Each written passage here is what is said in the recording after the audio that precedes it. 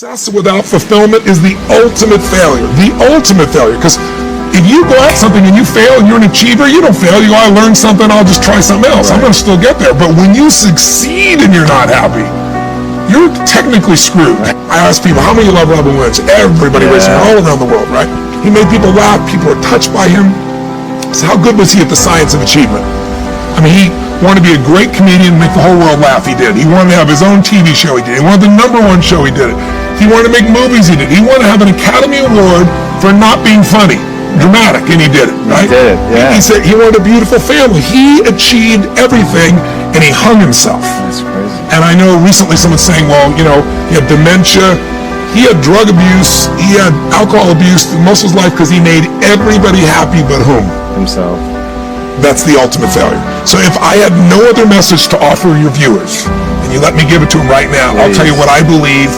I believe our lives are controlled by one force, decisions. But I also believe it gives us choices.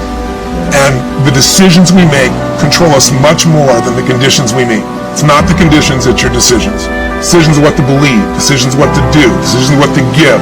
I say to people, think about, you know, look back 10 years ago, 5 years ago, 15 years ago, and think of a decision you made. That if you would have made a different decision, you'd have a totally different life today. Better or worse, I don't know, but totally different. The most important decision you can make above any on the face of the earth is deciding that no matter what happens in your life, no matter what happens, you're going to live in a beautiful state. What the hell does that mean? It means that you're not going to suffer. It means a beautiful state is that you're going to be happy. But that's only one. Or you're going to feel creative. Or you're going to be passionate. Or you're going to be in awe of something. Or you're going to feel love. Any state that's a beautiful state is really the core essence of who you are without fear. The decision to say, I am not going to suffer. That if suffering arises, pain's one thing, suffering's another. And the way you suffer is you focus on yourself. Right. Suffering comes when we obsess about ourselves, what we're getting or not getting, what we should have done, what others should have done for us. It's the me game. Suffering could be worry, it could be anger, it could be frustration. It's anything that takes you out of a beautiful state. And here's what people don't get. You can end suffering by stop focusing on yourself and focus on something you want to serve greater than yourself. Your children, your wife, your mission, your life. You can get out of it in an instant because the nature of the human mind is to constantly compare things. Life is short. We don't know how short it's going to be. But if you only had a week to live, I bet you wouldn't allow yourself to suffer over a little crap that makes you crazy normally. I think you would probably spend time with those you love. You would do what you love. Why wait? Why not just decide that if I start to suffer, I know the solution, because suffering is me obsessing about me. You can end that in an instant by becoming aware of it and saying, I have made the most important decision of all. Right. I'm going to live in a beautiful state. Because here's what's going to happen. Anybody watching, you may lose a family member. You probably will. Somebody may get cancer.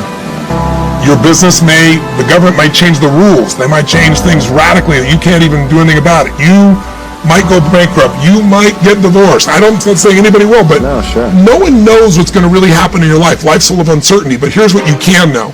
You can decide no matter what happens, you could have a great time. If somebody like Viktor Frankl can be locked up in Auschwitz and come out of that and experience finding joy in the middle of Auschwitz, then human beings have a capacity they've undersold themselves on.